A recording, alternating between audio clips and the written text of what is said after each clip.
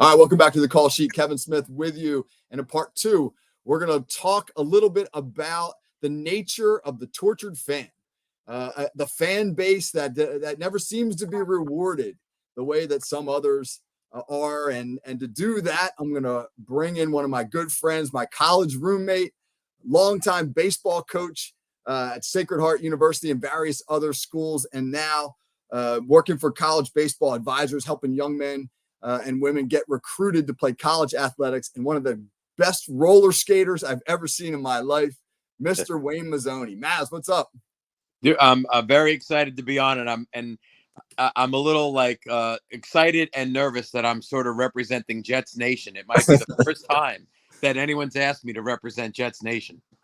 Well, it's interesting because back in September, right before the season started, I had a Jets guy on who does work for us here at FFSN, and I asked him to talk about his excitement with Aaron Rodgers and all of that, and he said something similar. He said, but for different reasons. He said, I'm excited for the season, but I'm nervous about being excited because as a Jets fan, you sometimes have to temper your enthusiasm.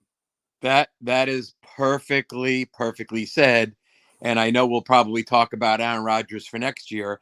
And my thing is, I'm not getting. You can't get too excited when a new coach comes on board. We get a new GM, we get a new guy. That you've learned in Jets Nation not to get too excited. All right, so let's go back to the beginning, man. Give me your origin story, right? How'd you become a Jets fan? I guess the easiest way is I don't know, but I don't know anything else. I mean, I just grew up that way.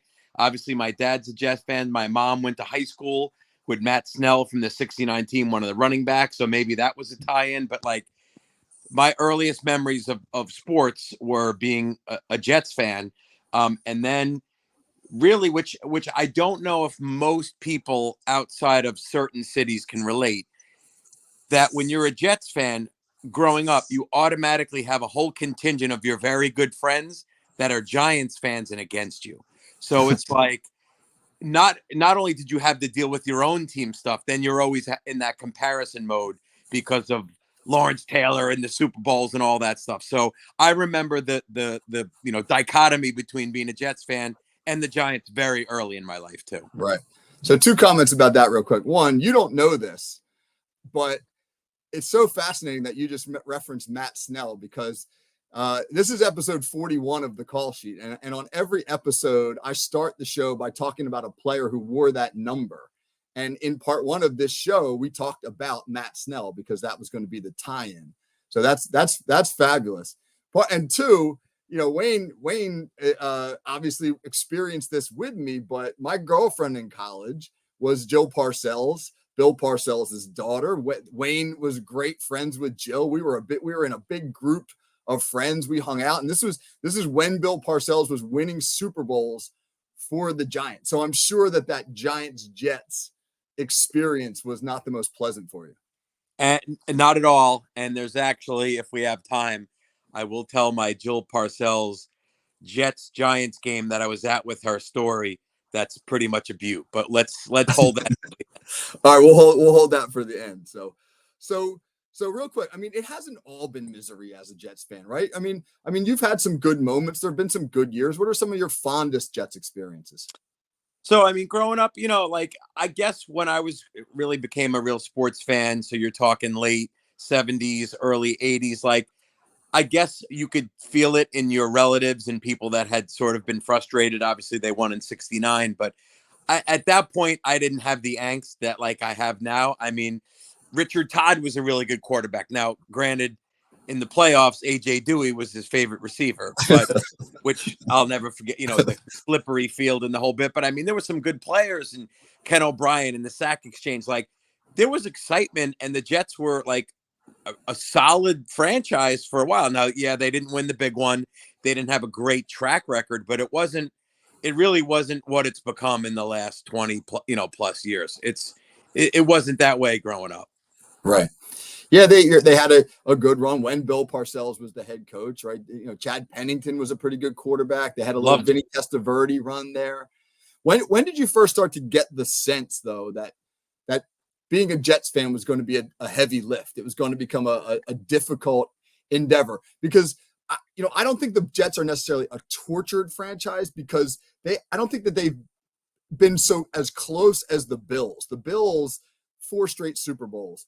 The last 4 years, they've averaged almost 12 wins a year. They seem to heighten expectations and then perennially disappoint.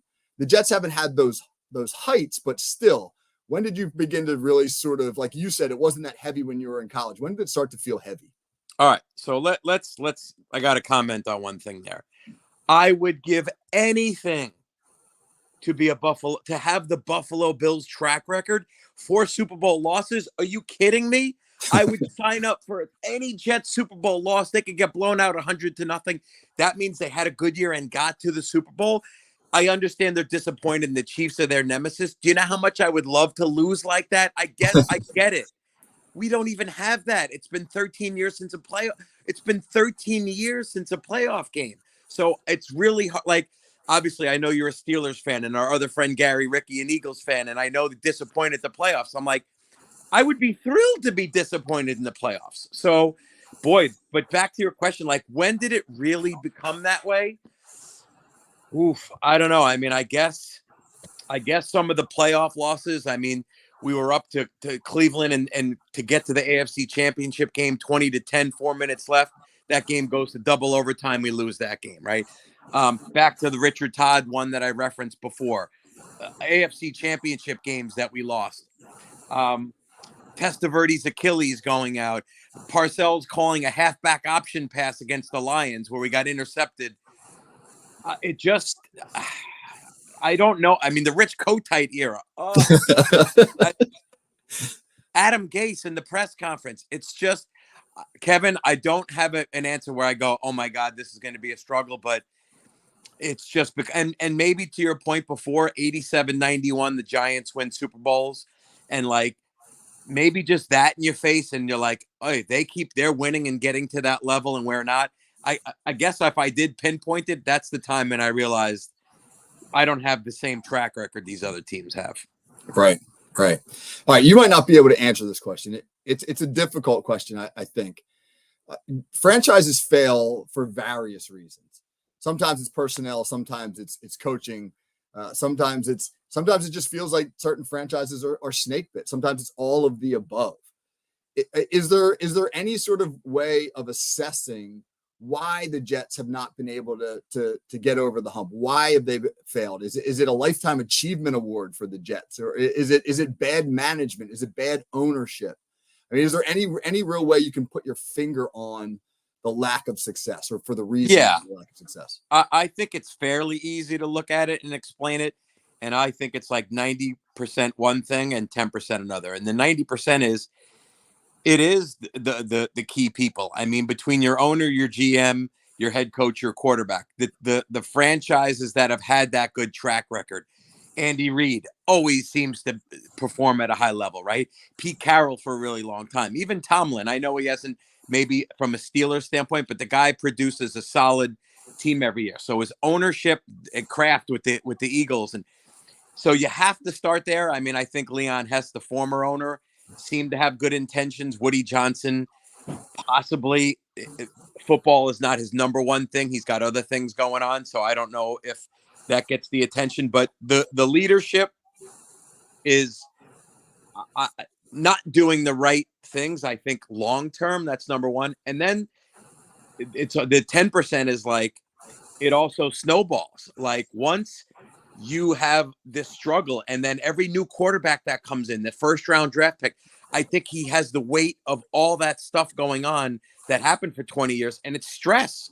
It's just really stressful. So I think it's leadership and decisions that have been made, and then I think it becomes almost this curse that is hard to get out of. It's going to have to be something exceptional that gets us out of that. Yeah, I'm not a superstitious person, but like when you look what happened to Aaron Rodgers this year, you almost feel like, man, the franchise is just snake bit. And what will it take, right? What will it take for them to shed that label, to be able to do what, for example, Detroit is doing this year? You look at the Lions and you say, man, there's just something special happening with that team. They're probably not going to win the Super Bowl this year, but boy, have they injected new life into that franchise. Did it feel when Rodgers got signed like maybe this was the new life, or is he too far into his career? Did it feel like maybe just one last gasp for him? Well, a lot of things you're bringing up as you say that. And I think it even goes back to when Bill Belichick was our coach for a day and then left. Like it just kind of feels like, especially even with Rodgers. I don't know if that's snake bit or what. I just, the bottom line is I think that no. Look at all the quarterbacks. Look at Sam Darnold, Zach Wilson, Christian Hackenberg. I kind of got sidetracked on the question, which I want to get back to. But No, yeah, you're right. Repeat that again if you could. Just what do you think it will take? Okay. For to sort of shed this, I don't want to call it bad luck, but whatever it's been, but just this state of being. Okay. So that's what I wanted to go back to. And now I know where I'm going, which was, and I say back to Belichick, like what would have the Jets been if we had Belichick? Even there was a time when we could have hired Dan Quinn. And I know Dan Quinn's back to, he lost the job, but Dan Quinn got a team to a Super Bowl. It almost feels like the guy we didn't get would have been the right guy. So I'm not saying I'm against Saleh, but like you see Dan Campbell do his press conference and you realize this is not the standard dude that coaches. That's, I feel like, what the Jets need. The Jets don't need the same old thing, because even Todd Bowles, who was a quality coach, it doesn't go well with the Jets. Then he goes back, and he's under Bruce Arians, and then he takes over, and then his team gets there. So like all these guys seem to have success elsewhere, but I think you need a guy to come in like a Dan Campbell, which are very rare, and just do things a little differently and run it a little bit differently than it's been done. Yeah, I absolutely believe that the Jets need some outside the box thinking right now, because the NFL is pretty conservative by nature, right? There's not a lot of risk takers in the league, because you take that risk and you fail, you're fired. And so they all sort of think within a very similar framework. And then you get a guy like Dan Campbell, who, I mean, he's an NFL guy, he played in the league and et cetera, but his approach to coaching has simply been like, we're going to go for it.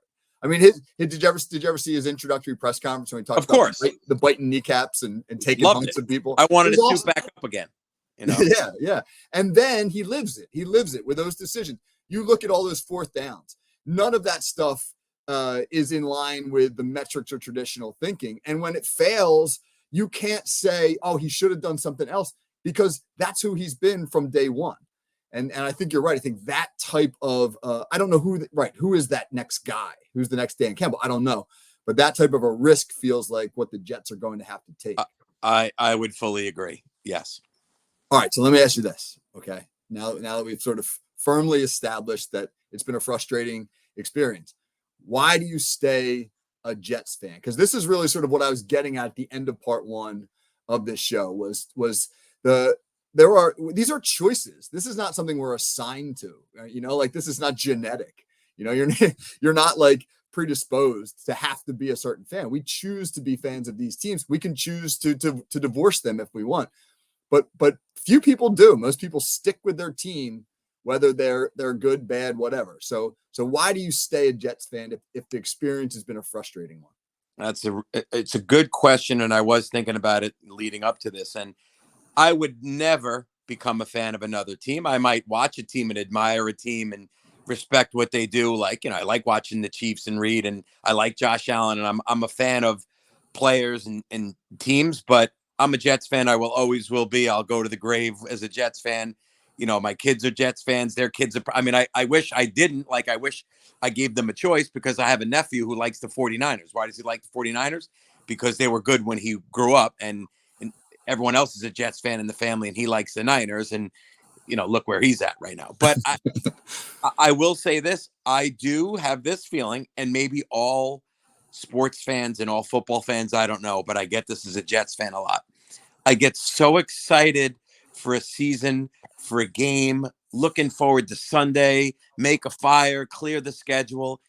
And in 15 minutes, I'm so aggravated and so upset at just the boring running game, the run up the middle, the lack of creativity, just everything. It just actually is aggravating. So instead of me saying, "Oh, I'm going to just be a Packers fan now," I'm never switching. But I do go. There's times I just can't watch this game anymore because it's actually. Why would I tune into something supposed to bring me joy and only be miserable for 3 hours? So I remove myself sometimes, and then I go back to it the next week, and maybe they'll play all right, and maybe all of a sudden Zach Wills has a breakout game or something goes well. Hey, I mean, we beat the Eagles, right? Yeah. Yeah. You never know, but it's really been frustrating. But I mean, Kevin, I bet you don't know anyone that's bailed on being a fan of their team and switched to someone else because it was easy. No, I really don't. I really don't. It's like being in an abusive relationship. like you need counseling or something. So, but I just feel as though I couldn't even begin to tell you. I wouldn't even want to admit to the number of hours in my life I have devoted to the Pittsburgh Steelers. And so if the Steelers were, if their story was similar to the Jets, knowing I'd invested all that time, I would want to stick it out with the hope that, man, when it happens, right? When it happens, if it happens, like I'll be there to live that glory, man. I will remain a Steelers fan so that they finally win it and I can celebrate that, because so I have to believe that in your lifetime the Jets are going to win the Super Bowl. And here's what it is. I mean, I'm so beaten down as a fan, and so many others are Jets fans. I believe we definitely have the longest streak in football, or close to it, the longest streak of not making the playoffs in all of pro sports. A Super Bowl, if I think about it, you'll see my head explode on this podcast. Like, it's not even in the ability of my head, right? I'll sign give me 3 12-5 seasons, lose a playoff game, win a playoff game. Now, maybe I'll think differently and I'll get excited the team has a good year. The last time that we had an actual good winning record, I think it's 2010. It's a long time, man.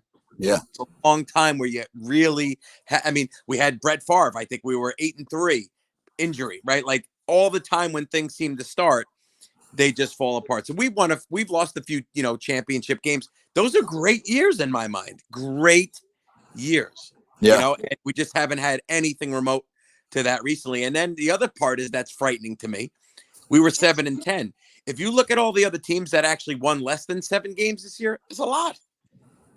There's a lot of teams in the league.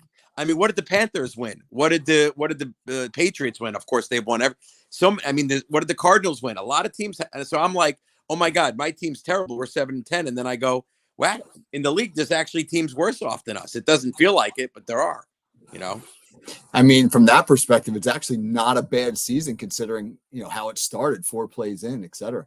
So, which brings us to obviously that subject, right? Let's give you a chance to be optimistic. What do you think next year looks like with a healthy Rodgers? All right. So we know this about the Jets. They have an elite wideout. They have an elite running back, and they have some complementary pieces. So if Rodgers was healthy this whole year, I don't know. It's a 10-win season, maybe an 11-win season. I don't think it goes anything incredibly well because the line has been a mess. Now, whether it be injury, whether it be whatever else, this, you're a better football guy than I am. When quarterbacks have time, they could be pretty good. When they don't have time, they're not as good. There are the Josh Allens, the Lamar Jacksons, these guys, Mahomes, that can single-handedly extend and make plays, which, my God, I've never had it. I can't recall the last Jets quarterback that actually ran for a first down, that actually was an offensive threat with his legs. But so to me, it's all about the line. Rodgers is good enough, regardless of age, and there's enough talent around him with a good enough defense that if the line becomes a really good line, the Jets could get really good really quickly. But I'm also not foolish enough to think, okay, he's back. Line still struggles. We win 13 games. Just that the league does not work that way. It just doesn't. Right. Man, you can always dream, man. You can always dream, right? When I follow transactions, I'm not like an off-season guru, but I always look to see what's going on with the line. Yeah. What moves have we made? Who are we going to draft on the line?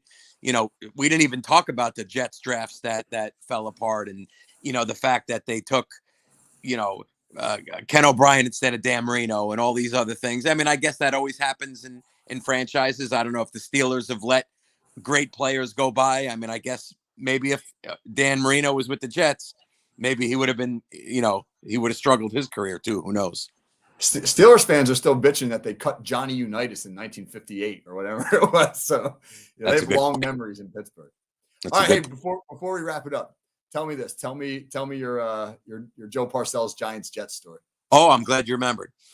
So 1988, the last game of the football season, the Jets were out of it. Surprise. The Giants needed to win the game, the last game of the year, to make the playoffs. So here it is, last game of the year. Giants need the victory. The Jets don't. Well, it turned out to be a Jets home game. So Jill and I were sitting in the rafters, freezing. Last game of the year, end of December, whatever date it was. So at halftime, she goes, forget this. It's too cold. Let's go into the owner's box and watch the rest of this game. So now I'm in the New York Giants owner's box with all the Tishes and Maras and whatever other name, drinking fancy drinks, etc. But I'm a Jets fan, right? So I have to keep my crap together because, listen, I'm intruding on this thing. The game doesn't mean anything for the Jets. It means something, for the Giants. You could look this up. Maybe under a minute left, corner of the end zone, Altoon catches a touchdown. Jets win. The Giants executives are throwing their cocktail drinks because they're so upset because they know the playoffs are over. I leave the suite. I run out to the hallway, and I'm just hugging and high-fiving anyone with green on just to celebrate because I couldn't celebrate in this suite. So it was a really weird experience being in that suite. So happy for the Jets, but I had to keep it together until I got out of the room. I'll never forget that story. Oh, that's awesome. And here's the follow-up to that story. The next week, the Giants are out of the playoffs. The Eagles win the NFC East as a result, and they go to Chicago and they play in the famous Fog Bowl in Chicago. And I'm at Jill's house watching that game with her father, simultaneously intimidated and thrilled to be watching the game, afraid to ask a question. And he's just sort of sitting there in silence, like sort of stewing and watching. And I'm like, this is so cool. And this is also kind of awful because I feel terrible for him and I don't want to move or do anything that will disturb him. You have to ring him up and get him on the call sheet here. Yeah, I don't know if he's going to come on right now, but I mean, I can let me see if I can make it so, as you would say. Exactly. Yeah. Maz, man, it was a blast. I really enjoyed talking to you. Hey, give me 1 minute real quick on your recruiting company, what you guys are doing. So basically, we help high school kids, really mostly baseball players, navigate the craziness of the recruiting process. What football's like and the transfer and COVID and everything that it's kind of done. So really what I do is not that complicated. It's evaluate a kid to see what his talent level is. I'm going to talk a baseball player. It's find out about him as a student, as a person, try to come up with a list of schools that make a fit. And then I coach 30 years. I know everybody. I call up.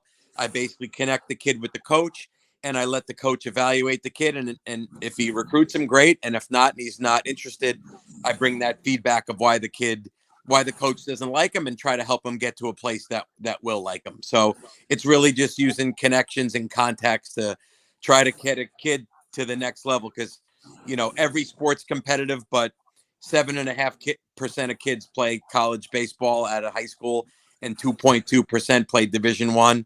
It's crazy competitive. Yeah. And that's a great service now, because I can tell you, being on the other end of it as a coach, trying to help these kids get to college, it's gotten so much more complicated since COVID, the extra years, the transfer portals, now the NIL money. I mean, a lot of times I don't even know what to tell these kids. Because I don't know what the colleges are looking for exactly. A lot of those schools would rather have a 23-year-old transfer who knows the deal than an 18-year-old kid out of high school that they have to develop. It's really a hard path to navigate. Yeah, and the weird part in baseball being obviously in the spring, one of the things that happens now that never used to happen is after the college baseball season, end of May, early June, those coaches have no interest in looking at high school kids. The first thing they're doing is looking in the portal to try to help bring in kids for the following fall, which are going to help immediately that next spring. So it's like they recruit portal first, and then after that they'll go recruit the regular high school circuit and whatnot. So that's completely changed. NIL's not that big of a thing in baseball, but Lord knows in football, basketball, it's huge. Yeah, it's crazy. All right, man. Appreciate your time. That was a great conversation. Enjoyed having you, and bundle up, stay warm. Watch some championship games. I love you, buddy. Thanks for having me, and definitely I'll stay locked into this podcast going forward, and I'm excited for the games this weekend. And go Jets. Yeah, Jets. All right, man. That's it for episode 41 of the Call Sheet. Now, on next week's show, we'll have a Super Bowl to talk about, so that'll be exciting. All right, Kevin Smith signing off. Everybody, take care. Talk to you next week.